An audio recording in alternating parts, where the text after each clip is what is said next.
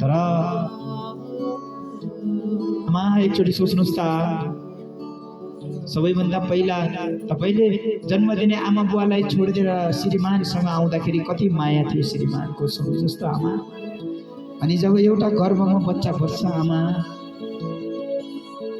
त्यसपछि श्रीमानको माया कम हुँदै जान्छ, त्यो बच्चाको माया कस्तो हुन्छ। अन्तिम साससम्म फेरि छोरा हुन्छ अरे, त्यसपछि त्यो माया नातिमा जान्छ अरे, अनि नातिमा गएपछि पुनाति भएपछि मेरो मृत्यु भयो हुन्थ्यो, मेरो सास गयो हुन्थ्यो भन्छ अरे। अन्तिममा आशामा मानिसको जीवन सकिएको थाहा हुँदैन रे आमा। त्यही भएर आज उहाँलाई एउटा माला लगाइदिनुहोस् न अध्यक्षज्यू। यति समय निकालेर आउनु भएको रहेछ, एउटा माला लगाइदिनु। यो मालामा कति रहस्य लुकिएको हुन्छ, यो मालाको रहस्य म तपाईलाई भोलि भन्छु। आउनुहोस् हेर्नुहोस्, आज वडा अध्यक्षले हजुरलाई माला लगाइदिँदै हुनुहुन्छ आमा।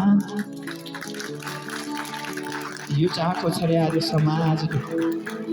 उहाँको बसौँ बसौँ हे